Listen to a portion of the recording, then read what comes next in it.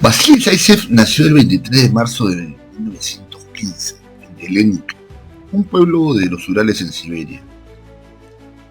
Su abuelo lo solía llevar al monte a cazar, y a poco el joven siberiano aprendió a interpretar las huellas de los animales como quien lee un libro, a buscar las guaridas de lobos y osos y a construir escondrijos tan bien camuflados que ni el abuelo podía encontrar.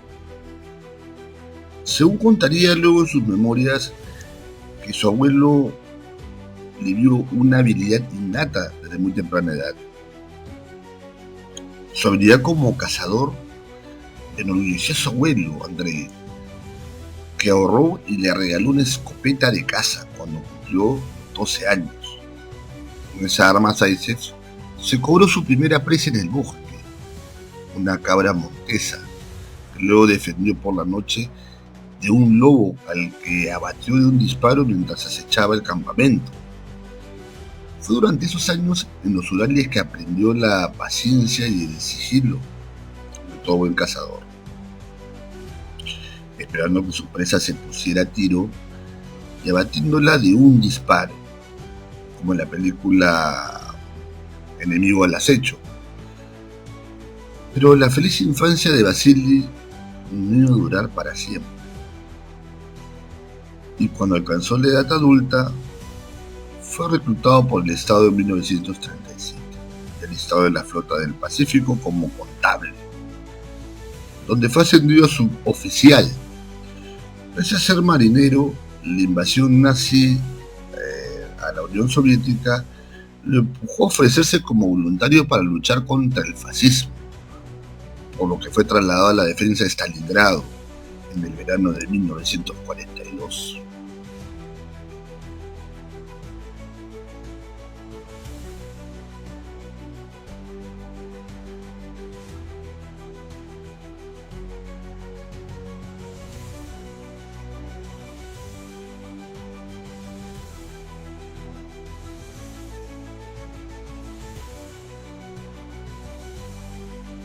Vamos al contexto. Junio de 1941. Hitler está a punto de iniciar la campaña militar más grande y más letal de la historia de la humanidad, la invasión de la Unión Soviética, en la denominada Operación Barbarroja, rompiendo el pacto de no agresión con Stalin.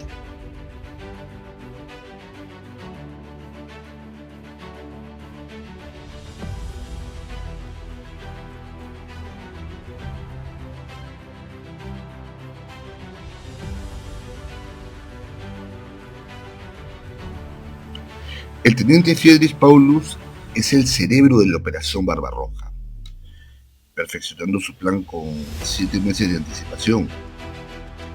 Los alemanes penetrarán por 3 frentes al este de Europa con el fin de derrocar a la Unión Soviética.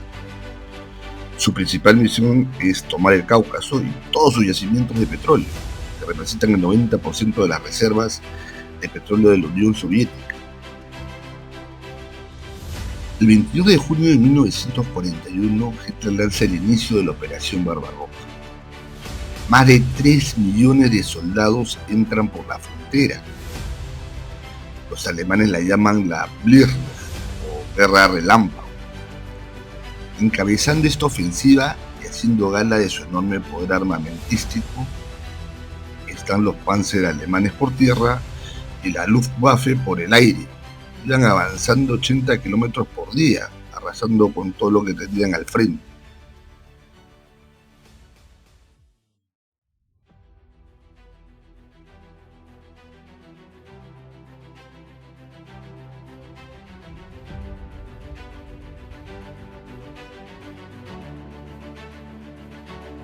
Los rusos trataban de ofrecer resistencia, pero eran abatidos de forma sanguinaria e instantánea. En 2 semanas, la Blitzkrieg mata a más de 2 millones de rusos en su incursión.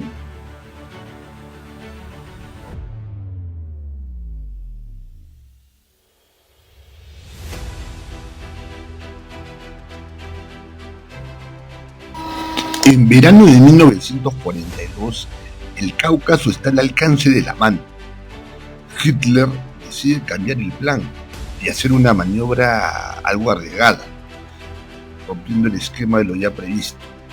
Una mitad del ejército se separará para capturar la ciudad de Stalingrado y la otra mitad tomará el Cáucaso, obviamente para aprovisionarse y bloquearle los suministros a los soviéticos. Pero decide bombardear Stalingrado con la Luftwaffe, dejándola en escombros, totalmente destruida. Cosa que más adelante será un calvario para el propio Hitler y Paulus. Y esperando que los pobladores y el ejército se rindan súbitamente. Pero al frente estaba el general más sanguinario de Stalin, Vasily Ivanov Zhukov, hijo de un campesino. Participó en la guerra civil soviética, hasta ascender y ser uno de los favoritos de Stalin. Zhukov, observando el avance masivo nazi, sabe que será difícil equiparar su superioridad técnica y armamentística. Sabe que los alemanes tienen armamento de vanguardia, como los Panzer y otras armas más. Tendría dos opciones: sacrificar a su ejército o que resista el embate y penetración de los alemanes, o replegarse a Stalingrado para buscar un tipo de pelea cuerpo a cuerpo, una batalla callejera. Es el tipo de batalla que él sabe cómo ganar. Obviamente necesitará de pobladores, armas relativamente cortas y justamente francotiradores.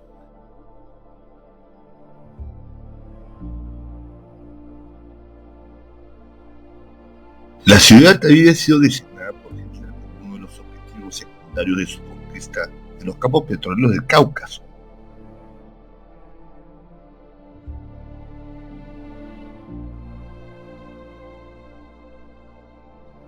Pero la tenaz resistencia de sus defensores había provocado el envío de más y más soldados a la batalla hasta convertirla en el punto caliente del frente. Era un orgullo propio de Hitler saber que la ciudad se llamaba Stalingrado, que se obsesionó tanto con la ciudad. Cuando Vasily y los suyos avistaron la metrópolis industrial, por primera vez la estampa les causó una vívida impresión. Según Zaitsev, Stalingrado estaba en llamas. El humo negro se alzaba formando una columna de humo negro, mientras la artillería machacaba la tierra y los aviones enemigos dejaban caer sus bombas sin piedad. Era un estado apocalíptico la ciudad, decía Zaitsev. Toda la ciudad estaba en ruinas, echada a su suerte.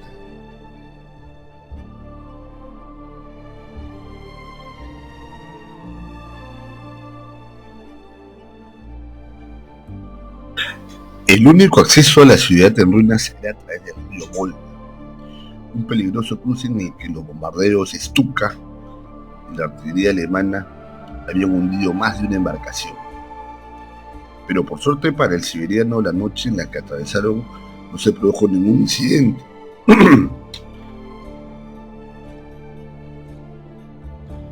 Ya en la orilla occidental, la primera misión del pelotón de marineros en la que luchaba Vasily Zaitsev fue tomar una serie de nidos de ametralladoras, posición que asaltaron armados con sus fusiles entre las llamas.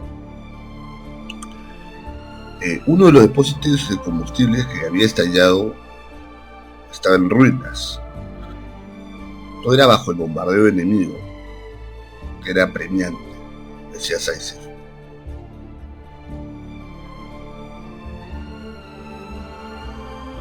Pronto quedó claro que el papel de un simple soldado de infantería era un desperdicio de sus habilidades, pues tras apoderarse de un rifle Mosin Nagant, que encontró entre las ruinas, abatió a 3 alemanes a más de 700 metros.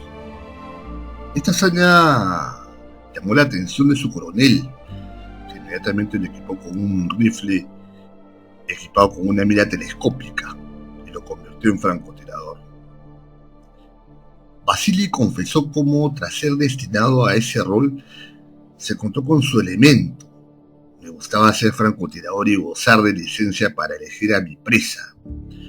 A cada disparo era como si pudiera oír la bala atravesando el cráneo del enemigo. Aunque el objetivo se hallara a 600 metros, a veces los nazis miraban en mi dirección, decía Vasily, como si me vieran, sin tener la menor idea que les quedaban unos segundos de vida. Tras cada disparo, Vasily cambiaba de posición, con lo que para los alemanes era casi imposible dar con él. Era como un fantasma escurriéndose entre las ruinas.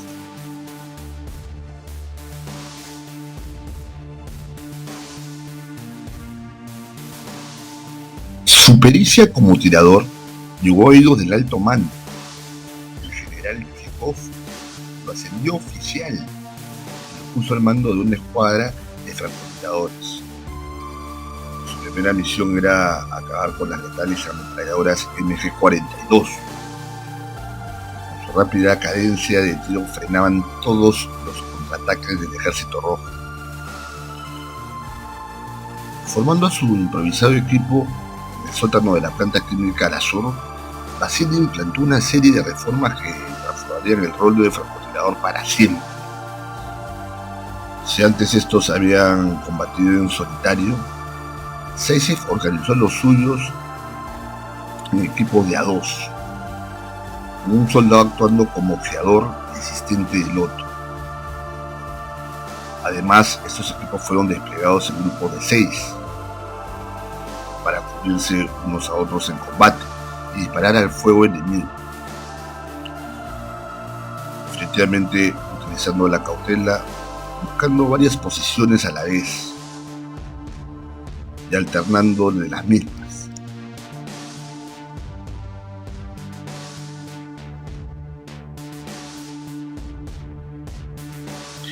El añadido de un rifle antitanque a la unidad les aportaba asimismo potencia de fuego pesada para enfrentarse a vehículos blindados y destruir posiciones fortificadas.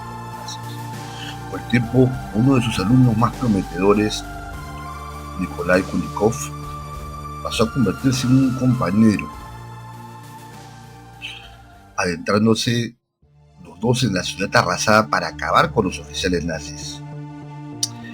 El éxito de Zaytsev y su Zayshata, o sea, que era aprendices, gazapillos, fueron proclamados hasta la extenuación por la maquinaria propagandística soviética en ese entonces, que llenó las fábricas y trincheras de la URSS con su imagen para animar a los soldados y trabajadores. Su frase era: no tenemos dónde huir, para nosotros no hay tierra más allá del Volga.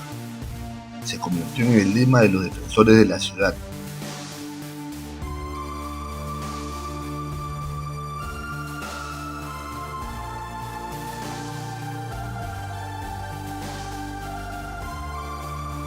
Hitler entró en un estado de desesperación y obsesión. Su incertidumbre estaba en aumento, al saber que sus comandantes o altos mandos estaban siendo liquidados hombros de Stalingrado. Claro está que a la diferencia de Francia y Polonia o los demás países a los cuales invadió, ofrecieron una rendición inmediata al diametral poderío de la Blitzkrieg. Con su estrategia bien conocida el movimiento de pinzas, acercando a sus adversarios con su poderío militar, es decir, con sus panzers, su artillería pesada, y complementado por los Stukas, ¿no? Lo más humillante para Hitler es que la muerte de sus mariscales de campo y altos mandos le servía de propaganda a la URSS, Sus cabezas e insignias eran trofeos de guerra para la propaganda soviética, como consecuencia de levantar la moral al pueblo ruso y sus aguerridos soldados. Gran clave la tuvo Vasily con su ya regimiento de aprendices francotiradores, que solo Vasily asesinó a más de 700 nazis, entre ellos muchos mariscales y altos mandos. Hitler comprendió esta guerra, buscando otro enfoque. Él decía que era una guerra en nichos de ratas, enfatizó, y decidió otra estrategia: eliminar a los ya célebres conocidos francotiradores, ensalzados por la propaganda soviética. Para acelerar su despliegue, ya que se intentaba bombardear la ciudad nuevamente de Stalingrado, iba a afectar a sus hombres que ya estaban codo a codo con el enemigo. Estaba prácticamente entrampado entre los escombros y todos sus circuitos y casas abandonadas, que sin lugar a dudas los rusos lo conocían a la perfección.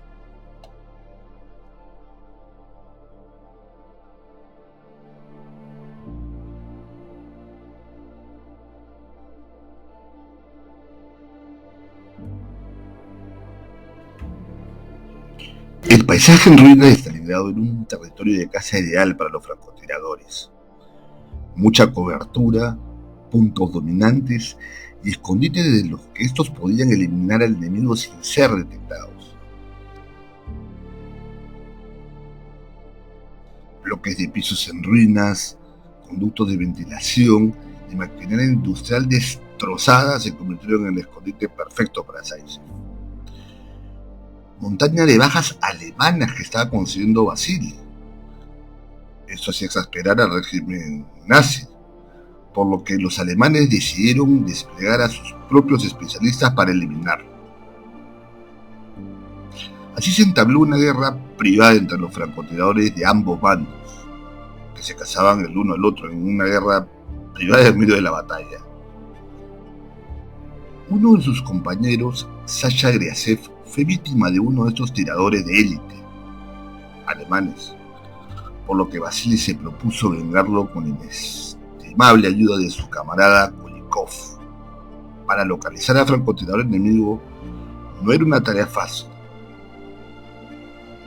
Los alemanes habían aprendido rápidamente y sembraban sus líneas de señuelos, como cascos situados tras las ventanas o falsos soldados hechos con sacos, bolsas y rifles estropeados. Una vez los rusos disparaban, su posición quedaba expuesta al descubierto y los alemanes lo podían eliminar sin exponerse.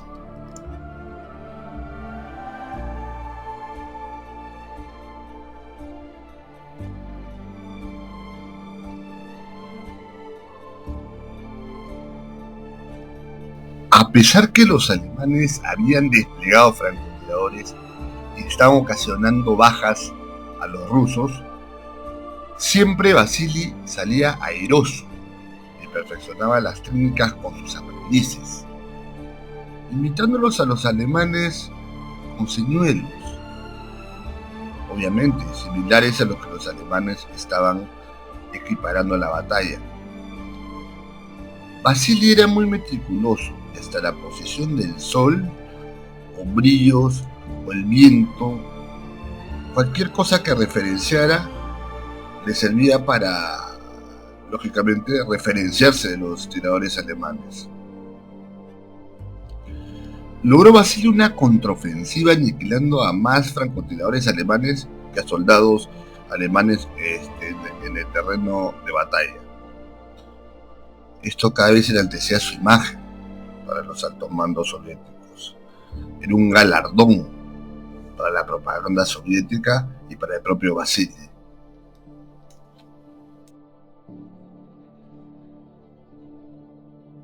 Tal acumulación de éxitos llamó la atención del alto mando alemán, que envió al mayor Erwin Koning, instructor de la escuela de francotiradores de la Wehrmacht, para acabar con Vasily. El duelo empezó mal para los rusos, pues Koenig hirió a un comisario y destrozó la mira telescópica de uno de sus compañeros de Zaitsev.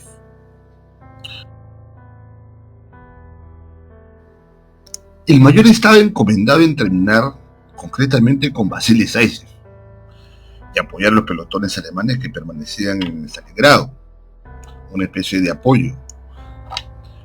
Fue una caza incansable e incesable, dejándole muchas bajas a los soviéticos, entre soldados de campo y francotiradores.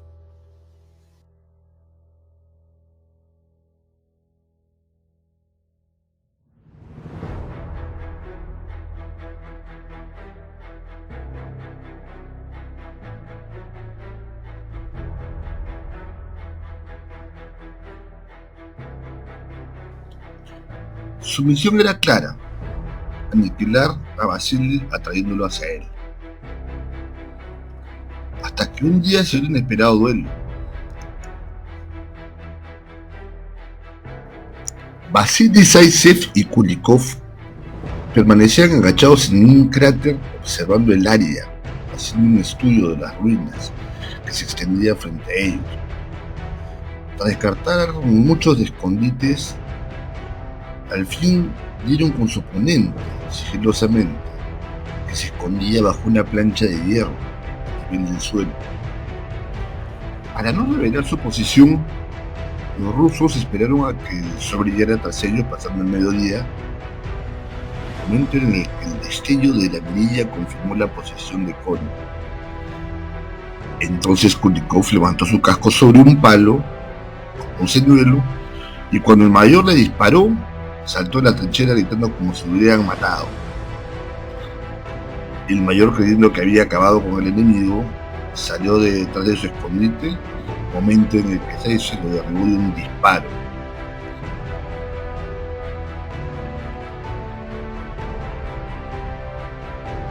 Por la noche registraron el cadáver, confirmándose que era el mayor, llevándose su rifle y su documentación como prueba de que la caza había terminado. Tras abater al mayor Koenig, Zaitsev continuó sirviendo en Stalingrado, hasta recibir un impacto de metralla en la cara durante un bombardeo alemán que lo dejó ciego. La pérdida de tan condecorado héroe habría sido un duro golpe para los soldados soviéticos, así que Zhukov movió algunos siglos y Zaitsev fue enviado a Moscú, donde recuperó la vista gracias a la interpretación del mundialmente famoso conocido Vladimir Filatov, el mejor oftalmólogo de la Unión Soviética. Así que Zaitsev se repuso a su misión.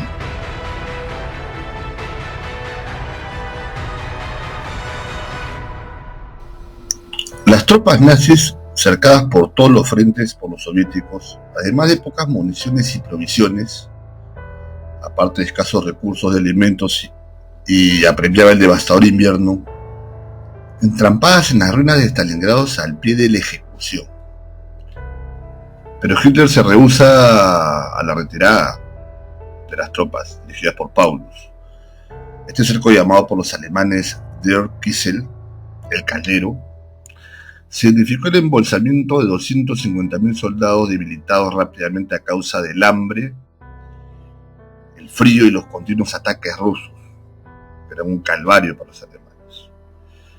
Los constantes fracasos alemanes por intentar romper el cerco harían, contra las órdenes de Hitler, que Friedrich Paulus rendiera su sexto ejército en febrero de 1943. La derrota alemana en Stalingrado confirmó lo que muchos expertos militares sospechaban. Las fuerzas alemanas no eran lo suficientemente poderosas en logística de abastecimiento como para mantener una ofensiva en un frente que se extendía desde el Mar Negro hasta el Océano Ártico. Esto confirmaría poco después en el nuevo revés que Alemania sufriría en la batalla de Kursk, la guerra de los tanques.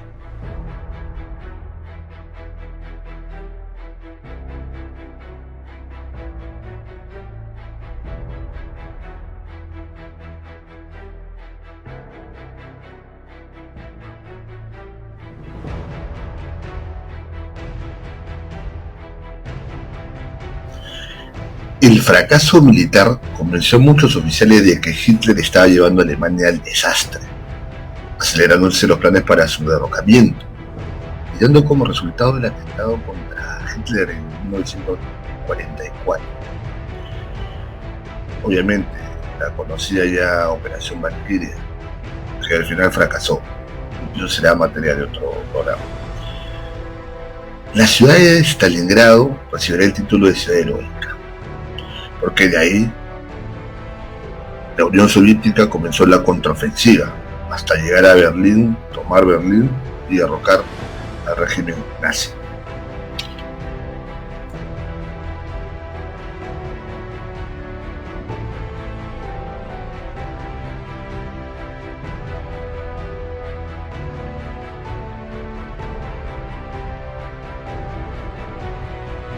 Vasily Zaytsev encaminó la victoria de la Unión Soviética en la batalla de Stalingrado y dio un giro a la guerra. Estaban al borde del abismo los rusos.